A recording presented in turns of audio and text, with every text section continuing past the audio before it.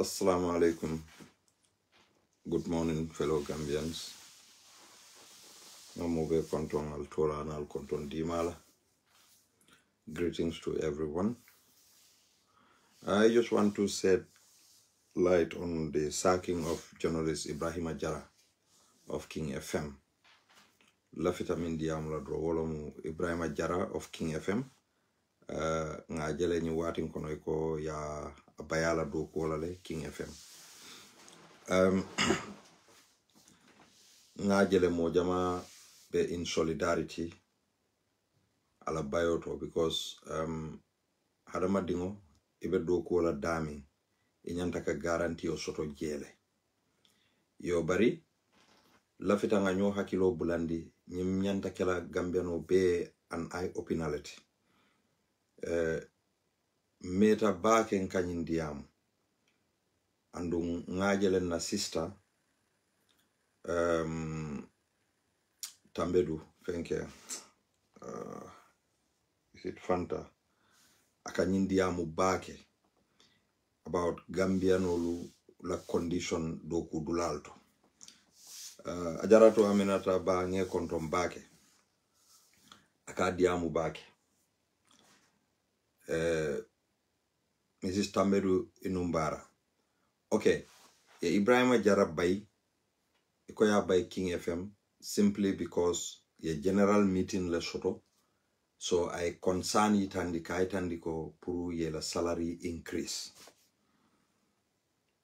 Okay, so Ebrima Jarra yo for la general meeting to so nga minje man King FM la Mario mala diamu moy follow o Ebrima Jarra la manager ma wala diamu moy bari fanta tambedu thank you bari according to the people thank you very much sister Aminataba according to people ikoya bay wolela na salary lafa ya bay lafta Gambianol hakilo bulan la ku kilinela is it 2 years ago or 3 years ago the same King FM aliya remember le wo King FM kilingo wati nene sototanum government ye batandi num baake for King FM ya stop num fango wo wati no kono ibuka news di simply because of King FM la preparator nyin akopuru nyinuli la way of news reading ya falling because government ye condition le so min tamu King FM te anata sila foi kanata la King FM sorom akopuru nyinuli la news kenyal falling and ye push and pull us soto Gambia no kanyina journal de we have to follow the history so King FM has been always in the spotlight bari jumal leake because I remember like keba kamara benun King FM like keba kamara le nyindi ngol train ala dindi ngol lom bari keba kamara sak yele because ilafta keba kamara subju fellela aman som andu in a journalistic ethics imanya na sonna dictation la doku okono so King FM ni wolko bi Ebrima Jarra ni Lamin Sanyang bijele but he is protesting kaitandiko ye Ebrima Jarra sack nyaming it is unlawful so at fanambe protest kan and they could sack him too because ni kaina do ko la manta isa bainole bari ye ta do ko la nyaadi la muna muy la contract andum salary increment aka wato le soto inyantale ila do kula yala jolafa ni la do kula nata general meeting iko alina salary lafa I don't think wonyanta warrant la to sack somebody munamu Ebrima Jarra la contract wala na labor department na Gambia la labor department is dormant imantara dokula fanta tambedu be dokuo minna ni labor department be wo dokola or they listen to Fanta could even serve as an advisor to the Labor Department. But in the Labor Department mantra dokula. Okay, Ebrima Jarra la contract o muneti. Is it permanent? Or fwe ka renewal at the end of every year, or 2 years, or 3 years, or 4 years, or 5 years? What kind of contract did he have?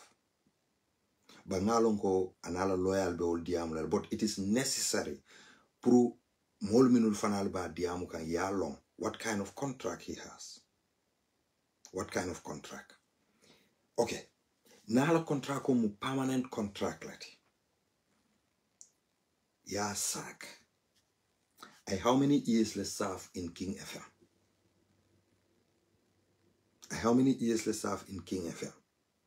Inyanta jola wo belale. Inyanta jola le. Andung ibe mo sakla. Yalon ko iba bondile ala dokola. Inyanta timeline le dilala. Thank you, Angela. Alsama. Serikan isama. Inyanta timeline le dilala. Ya itandala ko. Ni wati kari ni atra ko ikala contract ko renewal. Naman permanent contract. Ya itandala ko ni wati kari in 3 months time ise doku donyini ndete tala. Bari mawoje nyin situation oto nga minje wolom nyinti ko Ebrima Jarra has been sacked simply because he demanded salary increment. My brother, itemintamu King FM. Are you charging people the same price pour advertisement okay? Ila tarifol be falinale. Yewolon ila tarif abe falinale. But jumale tamu King FM. Who are the management?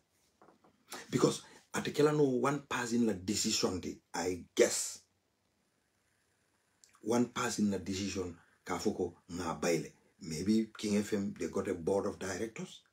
They got a management. Mili alonko ebe sila ya decide ko we have to sack Ebrima Jarra so forth. Immediately. Ndebe mimfola King FM la management ye. Alta back to the drawing board. I think Allah action is very harsh. Albe dokula dol intimidate kanne. Milbije. Ebrima Jarra nkale Gambia jere. Modol milbe dokula je. Maybe sign found dol kumasta to talk to the management so that he said elevate. But Ebrima Jarra is fighting for salary increment, I guess for the whole staffs. And he got sacked. Should they stand for him? They both should stand for him.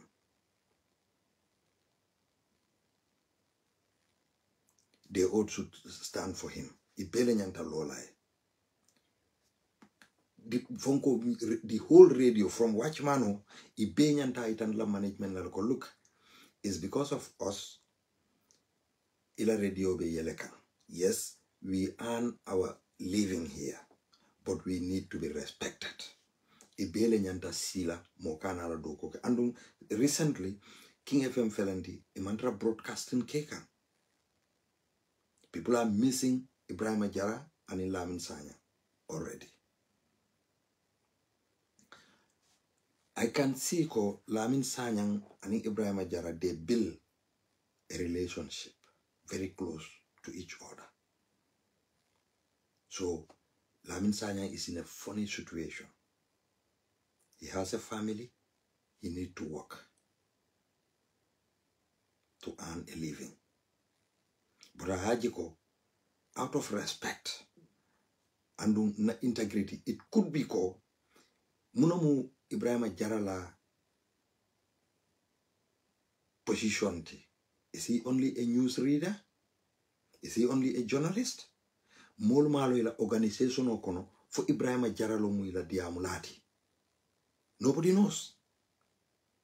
So why do you call a meeting if you do not want divergent ideas? Muna name it kumandi. Because he meeting kumandi, amanke ko it as the manager, o itele tamu radio ti itele bita SCM will be commandi min diate yo for will be okay boss yeta. No, you want to get ideas, and this is a brilliant idea kaitandiko banko be kolearine ntel fanal kata bitikol le ton kata fengol sang nka luaso le jo nka transportation le jo nka essence le jo nka telephone bill le jo nka hospital bill le jo. So we want the management to look into this. Kamfanala salary lafa. I don't think that should warrant anybody to be sacked. But the Labor Department, even ngaloneko at a cordle. I guess samba cordle. But now, Muntumalo wokiti obekela. How is Ebrima Jarra going to live? I believe lanyadi. Because there is no social system in the Gambia. Kafuko ye baila do kolale ye nyu okaitola yeta wo officer say wo officer will take care of itela luaso itela well-being. No, what is it? Now, how is Ebrima Jarra going to live? Family teolemati. Family teolemati. Now, the media council aning la funko fon kumani nyadi le ni journalist la organization oni one time Sirif Jinio mumila president the la union oni. What are they saying about this? What are they saying? This boy I can usually read, and most of the time they read newspapers. Is GPU, thank you. Gambia Press Union, thank you very much, Jollof newspaper.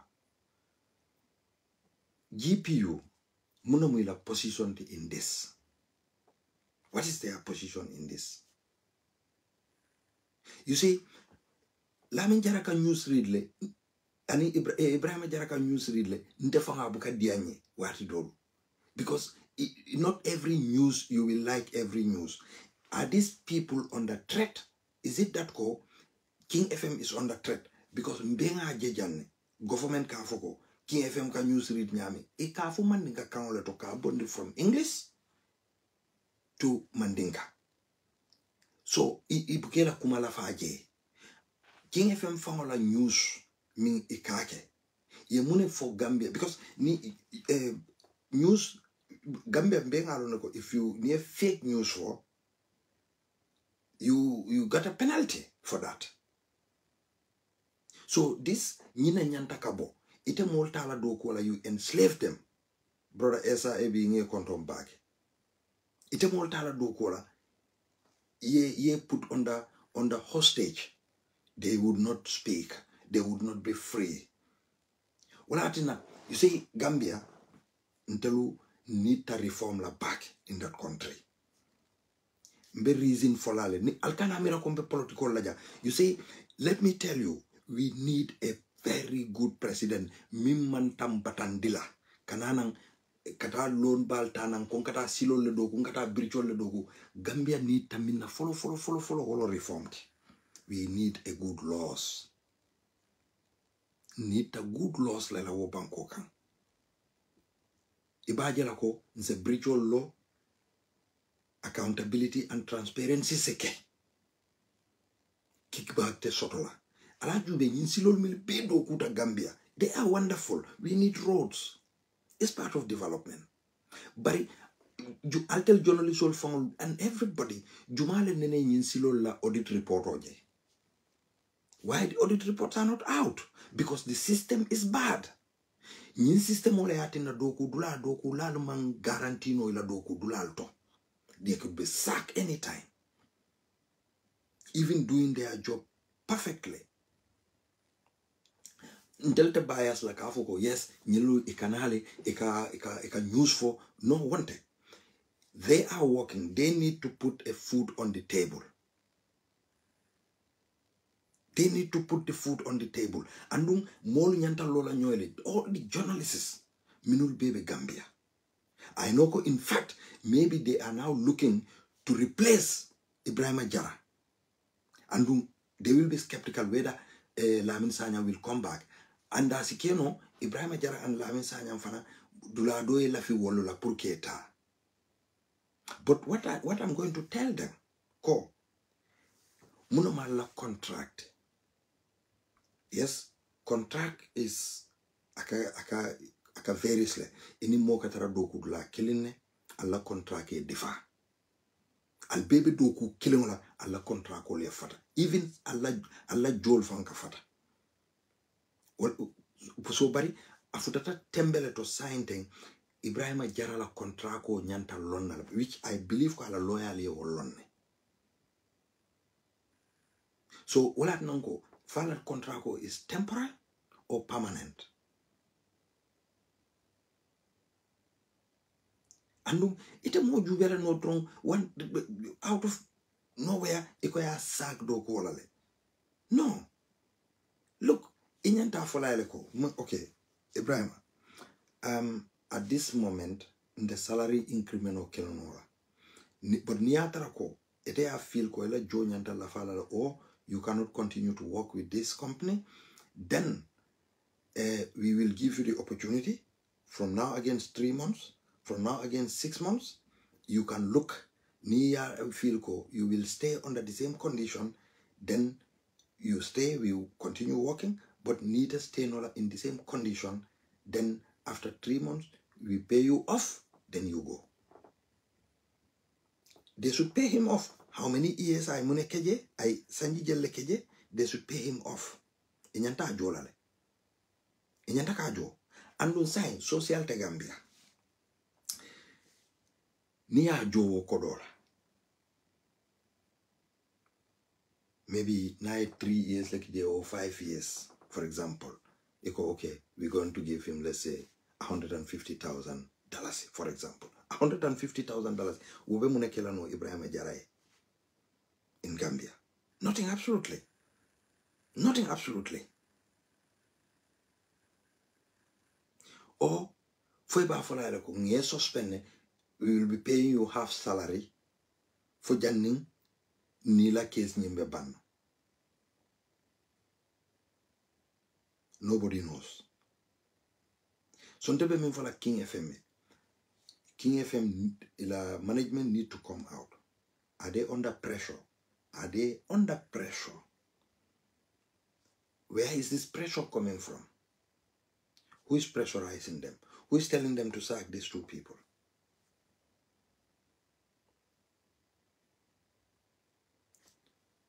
Maybe nobody. But mbenga ko King FM la news bukadia government. Because nka government na spokesperson ol moy jele ka call keje. Nka government dokula moy le ka call keje minule alon ko they are close to the corridor of power. Ika kumandro keje.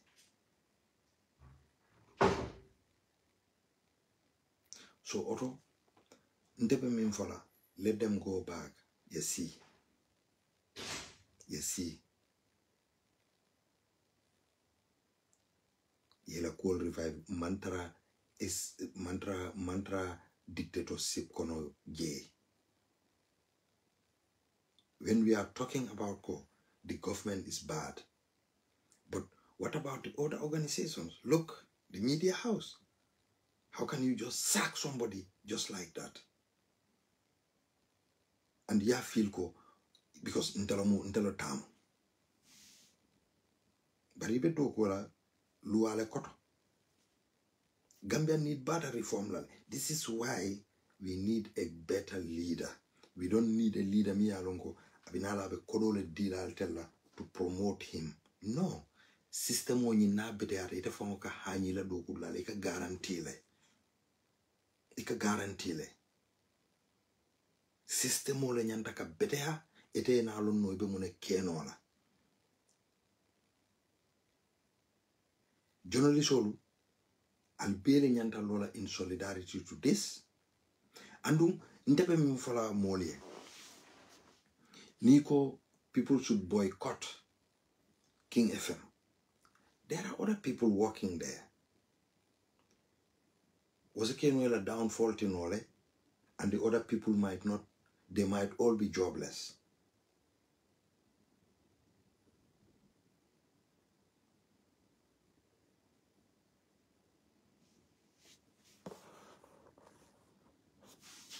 Okay, a service 𝒂𝒂𝒂𝒏 employer or employee can end the employment relationship at any time for any reason, with some exception.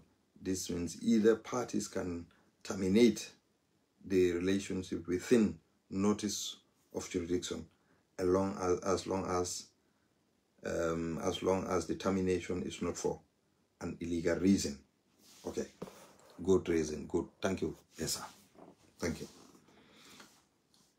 Aliajele Esa, what the argument that Esa ABCC is bringing.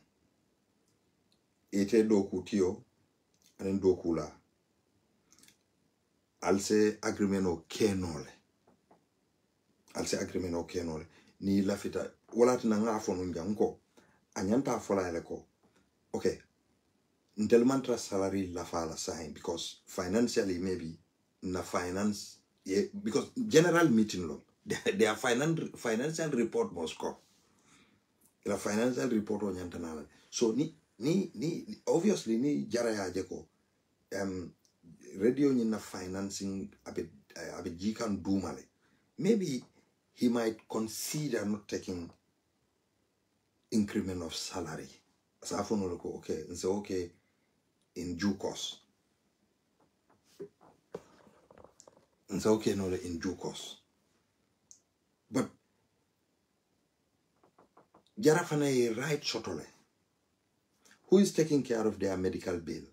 Is it for fanambela contract kono banko ni King FM la momin sasa da King FM le ba Jarra la? Maybe not. Maybe not. Maybe not.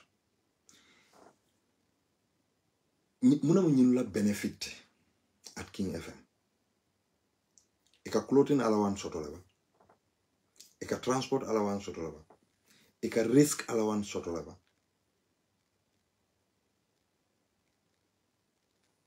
These are very important things. The component of the contract. Akumayata bag. Wala ne itemintamu King FM mbading. Mbading fulola tamu King FM. Mbading fulola tamu. O akasila bag. Because mbenga alone wati nene sototano. Nene ya pressurize bag. Ma tolonde. Nemi ya tolonga lima kwa ya toto Jollof newspaper. King FM mintamu. Ni ya tolonga tofu nyeba. Please, ni momo ya tolonga la to safenyeja mintamu. You say, wala nanka diamu Gambia media e. Ala kata. Almu Gambia no letide. Al basic, you could all belong to organizations, you could belong to political parties. But Allah doku okono, al nyanta independent la wotole. Allah doku okono. Al nyanta independent la wotole.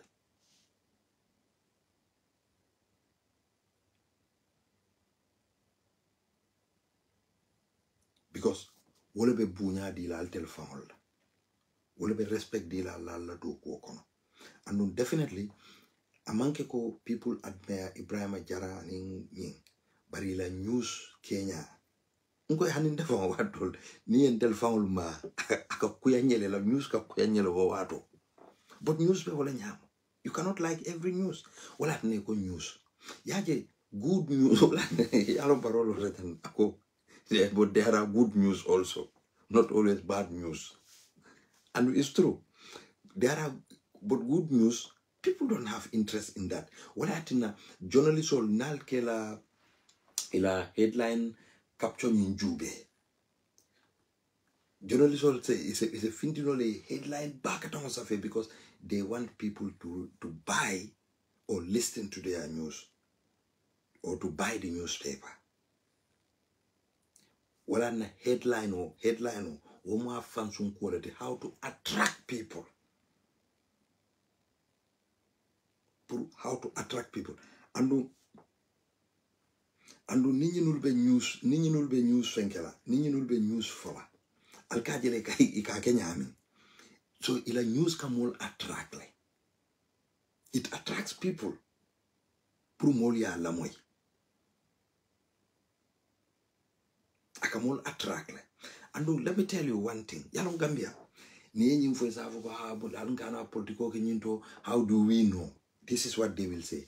it's not amanke coming ko we need to know or ninyanda sila or we have to prove nko hadama dingo wala na hadama dingo ika suspect like mbe election iyale walinkan and government ya jelo ko King FM la news aketel destroy le and King FM la news ka jamfale because nka mo le ka fo malon taxi FM fo be basere bang mala nim bansan anin fo farafenye and dol ke la fonkol ke audio leti e ka janjandi so the King FM la news ka aka jamfale ngamira almost Gambia beka King FM la moyle because already audio wakatano la beleto as long as internet or be able yeah. So the election iyale walinga is the government behind this?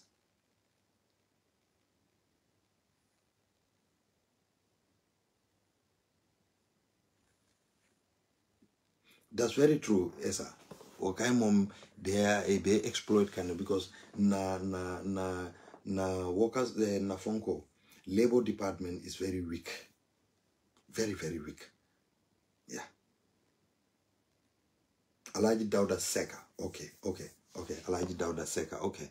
Oh, okay. Sorry, ntengamra nuna badim fulolo tamu. I think so. Some years ago.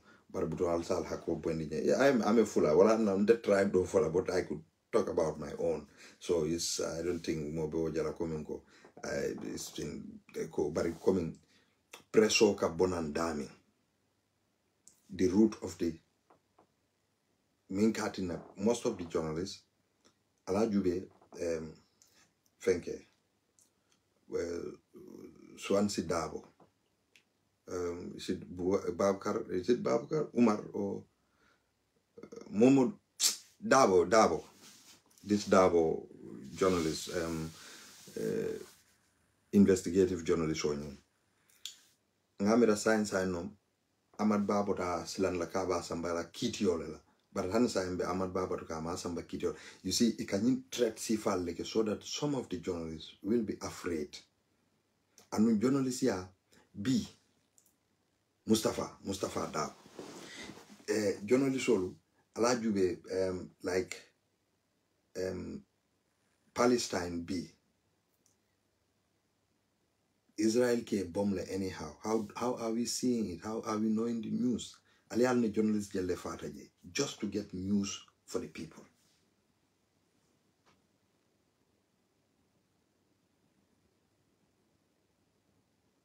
Okay, YouTube on reality TV. How are they operating that? Is it Jarra and then Sanyang or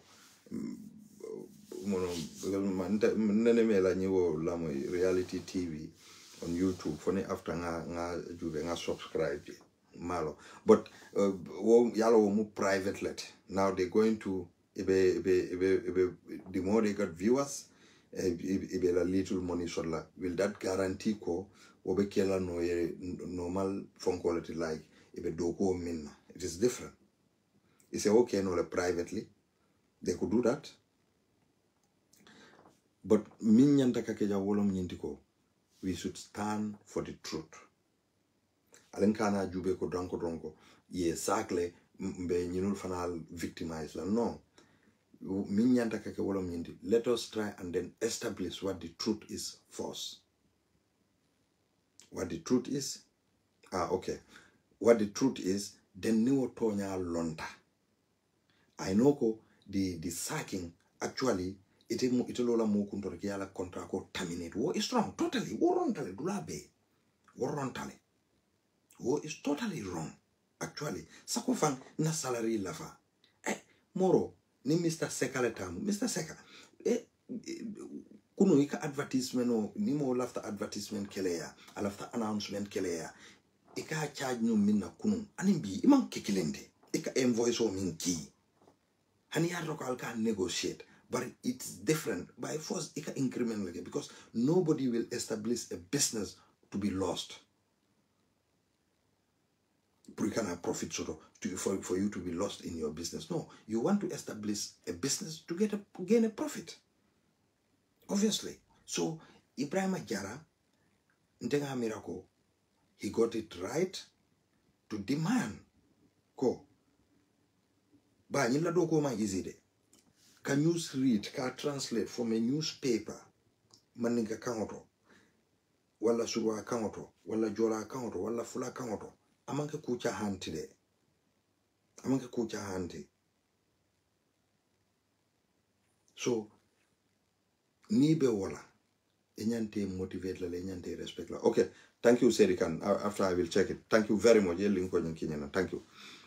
So inyanta so the best thing is that ko Gambia Press Union inyanta nyila ko jubera Emmanuel Juf janibe Mustafa Dabo kumandila because of batambedu mwila friend neti.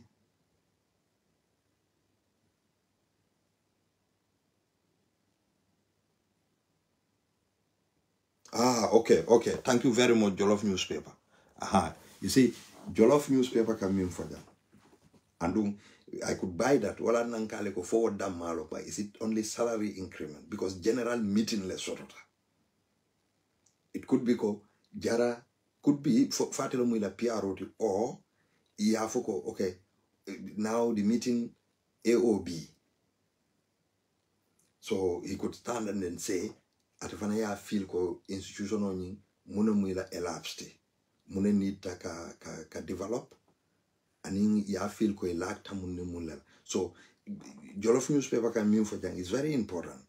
Ako there is more than salary issue and Jollof Newspaper ko tell a detailed report or dealer. So we just wait. But the thing bedam in saying Ebrima Jarra sagning automatically wona mbengalo nako worontale is wrong. And I wish him all the best. He's a young guy. Amahane futu. And he's doing very well to develop himself. Although he is wise, he's gone to the university. Ala ngamra saying afana ala bachelor degree shotole on ngamra business administration nombang I don't know, or economics or something like that, I don't know. But he's developing himself, but I think he has a passion to do journalism. And he's doing his job a la role momenti abe okay kan. The same newspaper, the same radio station ole keba kamara sak no. Ala remember, and these people no keba la trainees already. What went wrong? Oladna GPU should stand for our journalists. Not only ko kafuke be cool condemn la because mbenga jitane Emmanuel Juf nyimu human right abuse lati. Human right itelu nyanta intervene la nyineto. Not to call Mustafa Dabo Katao Cindy in media council ikafuke be intimidate la. Just because Batamedu is my friend. Batamedu tinyaro like Gambia. We all agree to that. He's one of the worst. I don't know if I'm Dauda Jallo Tidak. But Ba is just a terrible Attorney General and the Justice Minister.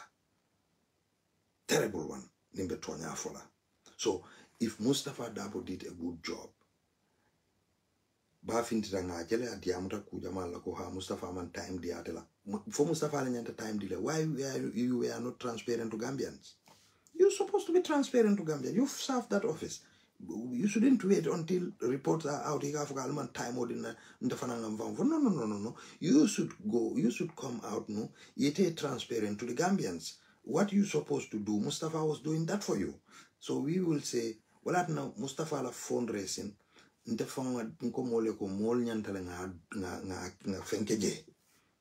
Because it's important. Ndenga stop le Gambia pour ñu go fund ni fundraising or ni phone call pour ka ko kije because one munati na nga stop mbalo ni nga dol je mbalo ka fa baake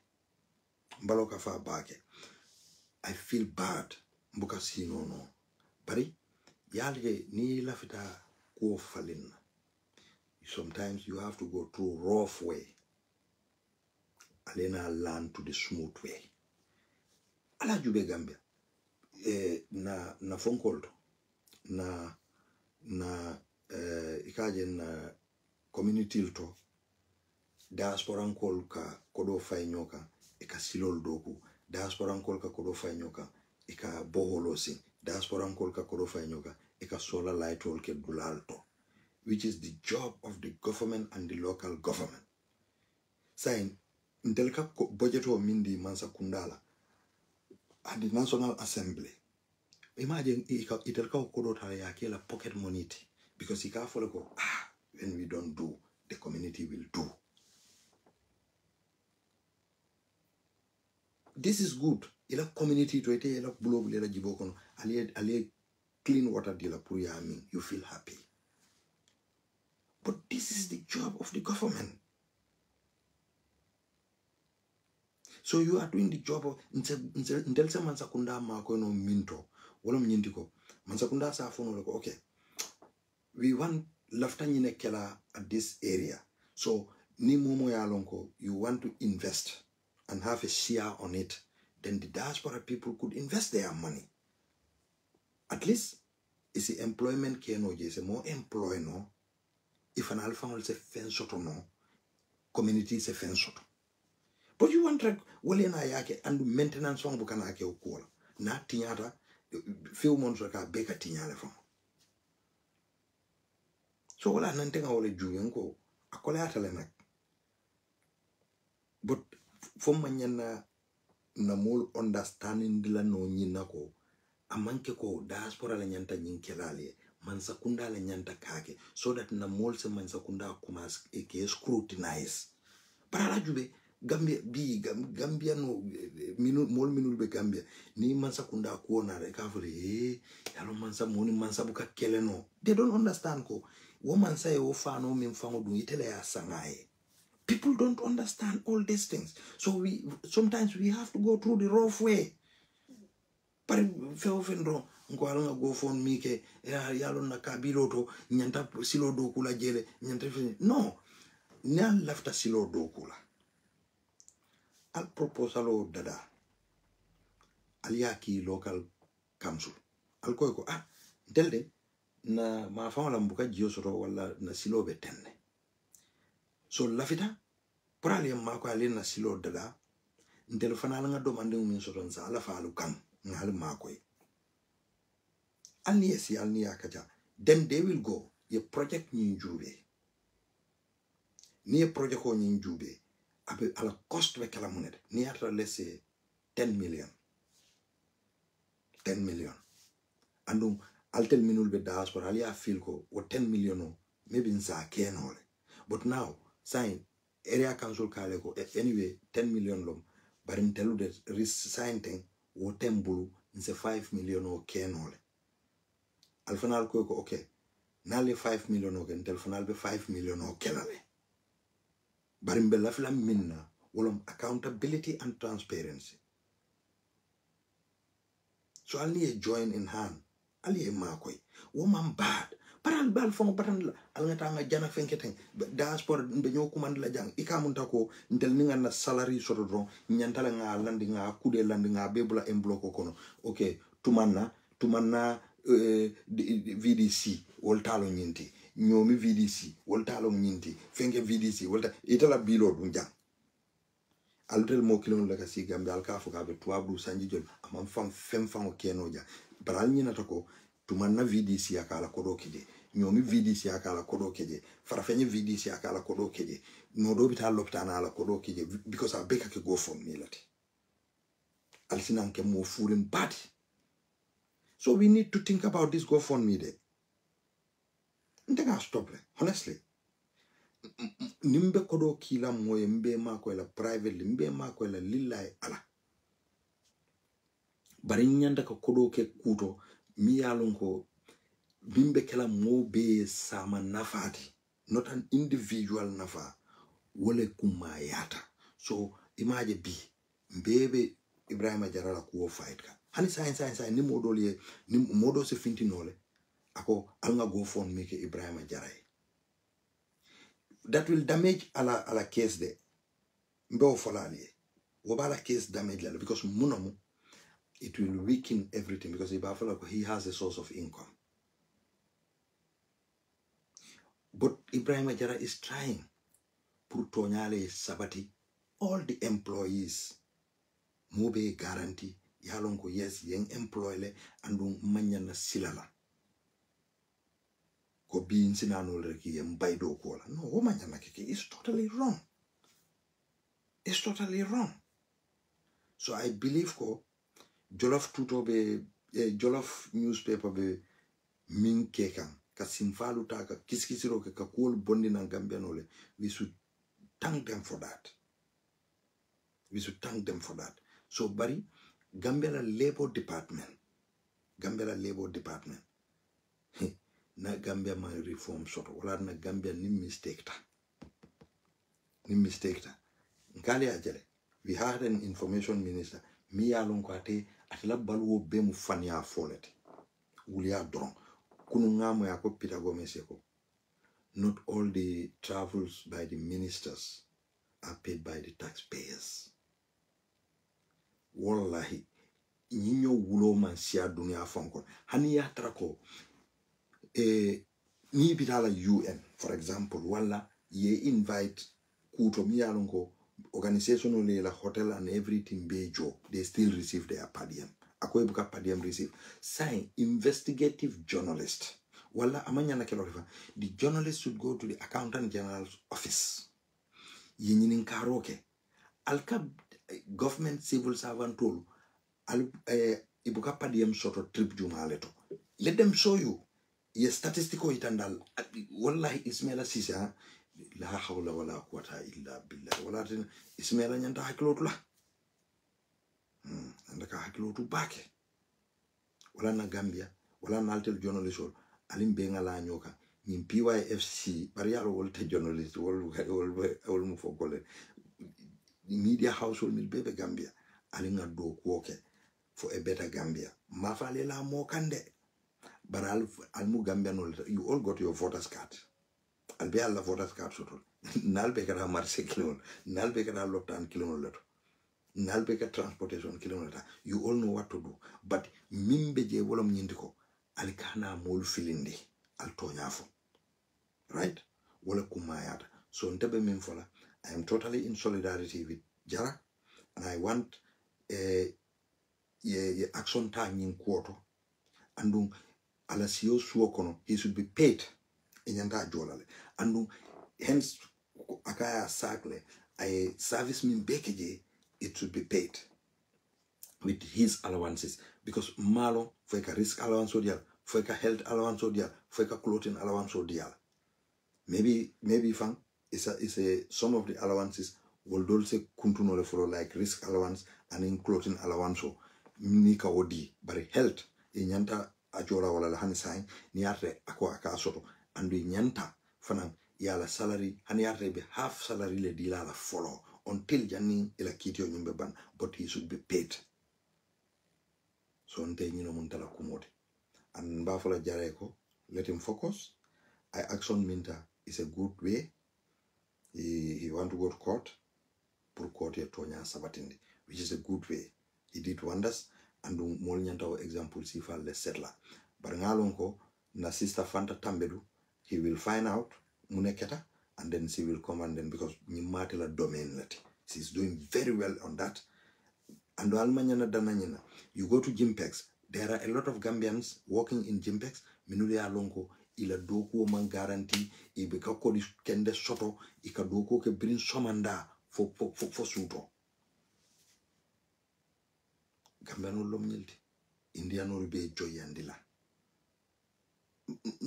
Mafoko ikana doku ke Indiano liye. Because ni wolieta ye employ but a system la nyantara employment on yin dolu be do ko la wodulato with ikane do ko la ke they have no safety boot imasoto ngo dulale be je minule alon ko rotol ka sandami wol ka roto da malwa mumunawol da malbe do ko la wodo mbe famala la wato mi neki e jonu $2,500 la mumunawol Jollof newspaper alta ko fana investigate ban.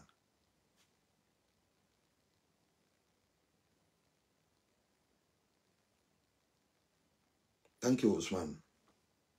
Alo mo jamale be do ko la Gambia be silaring ibuka hani cool voice out andu inyanta kumas la le sign ike union le nyanta soto la yaji ni ulanna ni be tuwa bujan union ka soto do ko dulal ka union soto min ka do ko lal defend if ka do ko lal defend ibaje la ko wolu they stand for do ko lal mole nyanta union sifal soto bari luale buka horoma Gambia min fam follow ka loi tinya wolom na justice ministry found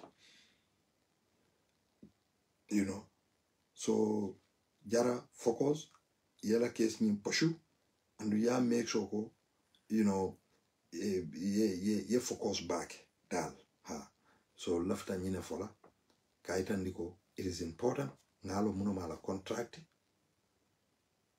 whether the contract is renewable contract every certain number of time or does he have a permanent contract and no contract on you what is inside the contract which is very important Bariyalum Gambialum desan nitara do kunyino la first time they could give you a rubbish contract ita hanyila for no because you just want to pick a job.